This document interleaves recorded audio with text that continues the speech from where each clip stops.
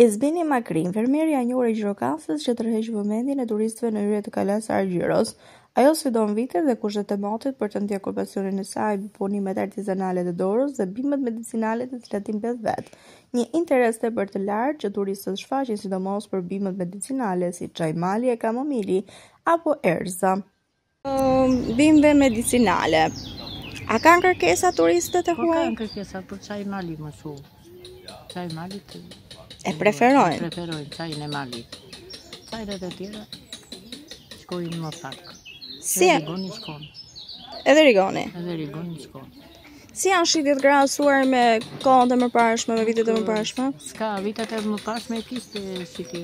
Tani karon puna fare dhe shitjet janë në çdo vend. Ka rënë interese për të blerë? Po ka rënë se ka në shumë dhe ku do marrin njerëzit më përpara. Nuk është se ata kthehen, ne preferojnë, i shikojnë, i bëjnë, po sa kanë mundësi marrin. Ne qefi na bëhet edhe kur na i shikojnë gjërat, na i pëlqej, ne të mos blej. Çfarë do shisni më shumë juve këtu? Po ja, nga pisa shesim na një qik, herë shesim, herë nuk shesim. Çfarë duan ndoshta më shumë turistët që kanë më shumë interesim? Interesim më shumë çajmali ka dhe Rigoni. Vetëm bimët medicinale. Po malin edhe burr, po ora. Si jam me të mund që më bën djali mi dhënë në shtëpi. Punon me ta.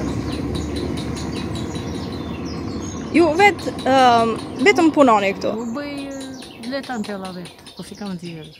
E kam bërë që e vogël edhe nuk parashkojnë, po e indenicemin na është mësuar si zakon.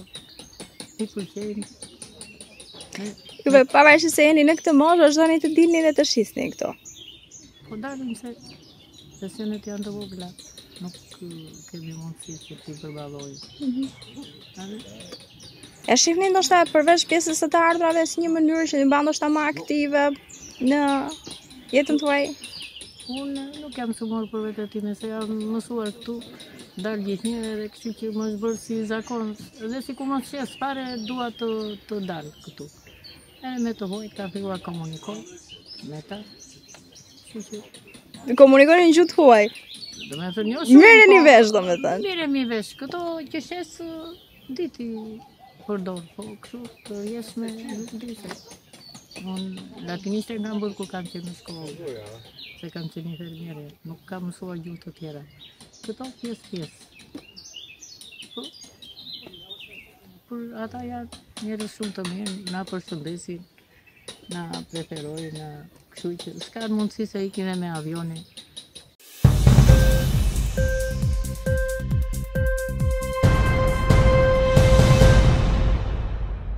Autoriteti Kombëtar për Sigurinë Kibernetike ka zbuluar një skemë mashtruese që synon të vjedhjen e të dhënave bankare të qytetarëve shqiptar. Kjo skemë kryej përmes mesazheve telefonike drejtuar qytetarëve duke përdorur në mënyrë të rrem emrin e postës shqiptare. Skema synonte përmes klikimit në linqet e paraqitura në mesazh vjedhjen e të dhënave të kartës së identitetit dhe të kreditit. Mesazhi u dërgoi klientëve sikur atyre kishte ardhur një dërgesë e cila nuk mund të dorëzohej në postë pa dhënë të dhënat në telefon përmes linkut që ofronte.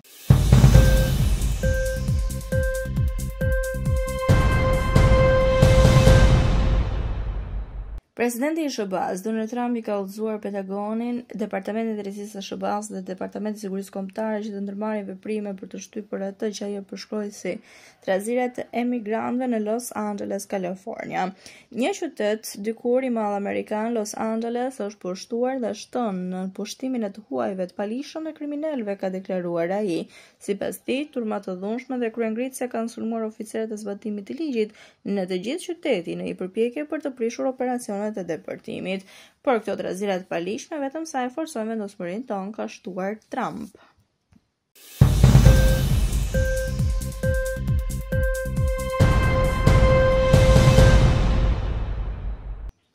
Presidenti rus Vladimir Putin nënshkroi një strategji zhvillimi për marinën ruse për periudhën deri në vitin 2050 në fund të muajit të kaluar, ka thënë ndihmësi presidencial Nikolaj Patrushev në një intervistë.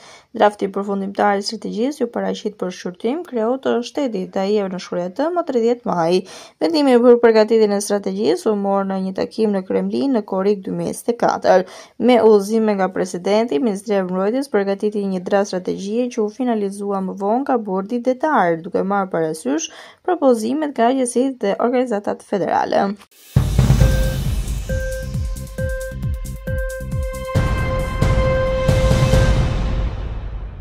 Këshilli i Ministrave ka miratuar një ndryshim në vendimin për miratimin e rregullores për kushtet, kriteret, tarifat, afatet dhe procedurën për klasifikimin e strukturave akomoduese të ndryshuar. Në mbështetje të ligjit për turizmin të ndryshuar me propozimin e Ministrit të Turizmit dhe Mjedisit, Këshilli i Ministrave vendosi që deri në nënshkrimin e marrëveshjes me Agjencia për Organizata Ndërkombëtare të mirënjohura në fushën e vlerësimit të strukturave akomoduese sipas përcaktimeve të bëra në pikën 1 të nenit 7 të kësaj rregullore. Verifikimi dhe vlerësimi për klasifikimin e strukturave akomoduese me 4 apo 5 yje që janë mbajtës në një marke tregtare të regjistruar të njohur ndërkombëtarisht brand name, bëhet nga Ministria Përgjegjëse për Turizmin me aplikim të vet si përmarrësi turistik. Pas përfundimit të këtij procesi, Ministria Përgjegjëse për Turizmin lëshon certifikat klasifikimi me 4 apo 5 yje ose vërtetim që konfirmon se struktura akomoduese përmbush kriteret e vazhdueshme për të klasifikuar si hotel me 4 apo 5 yje. Ky vendim hyn në fuqi pas votimit në fletorën zyrtare.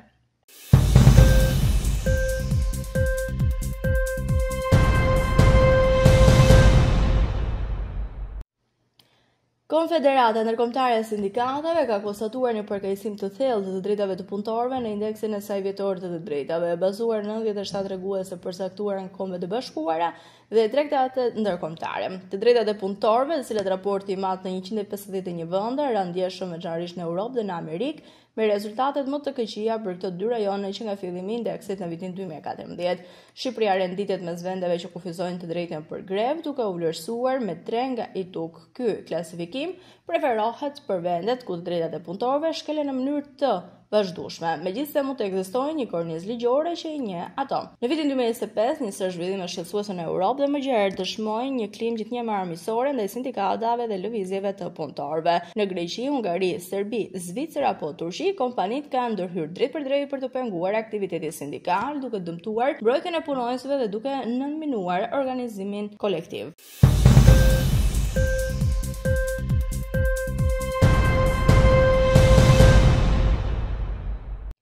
Më shumë se 31.000 njerëz u evakuan në të gjithë Kanadan, përgjatë zjarreve kanë shpërthyer qytete dhe fshatra përgjatë ditës së djeshme. Zyrtarët bën të ditur se më shumë se 200 zjarre kanë ndjekur pothuajse të gjithë vendin dhe autoritetet thonë se gjysma e zjarreve kanë dalë jashtë kontrollit me flakët që kanë ndjekur më shumë se 2.2 milion hektar deri më tani. Provincat e Saskatchevanit dhe Manitobës janë goditur më rënd pasi të dyja kanë shpallur gjendje të jashtëzakonshme kundër zjarreve ditët e fundit.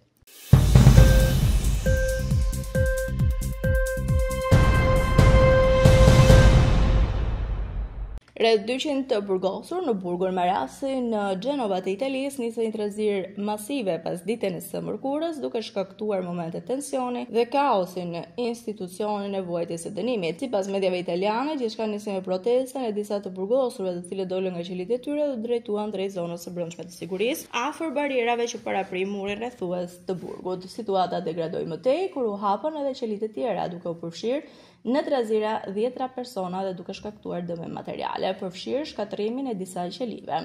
Disa prej të burgosurve u ngjitën në çatit e ndërtesave dhe në rrugicat përgjatë mureve rrethuese, por paritur të dalin jashtë perimetrit të sigurisë. Policia dhe forcat e karabinjerëve qëndronin në gatishmëri jashtë institucionit të gatshëm për të ndërhyrë nëse situata do të përshkatëzohej më tej. Për të neutralizuar trazirat, u dësh ndërhyrja rreth 100 oficerëve të rendit.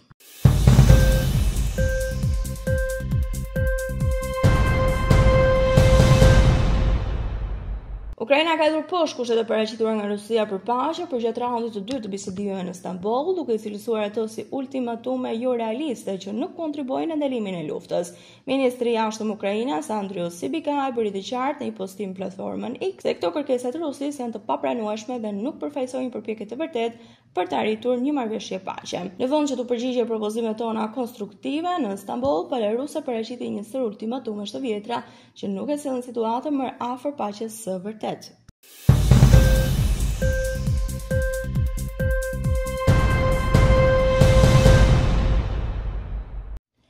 Presidenti Amerikan Donald Trump ka vendosur një ndalim hyrje në Shtetet e Bashkuara për 12 vende si Afganistan, Myanmar, Çadi, Republika e Kongos, Guinea Ekuatoriale, Eritrea, Haiti, Irani, Libia, Somalia, Sudani dhe Jemeni.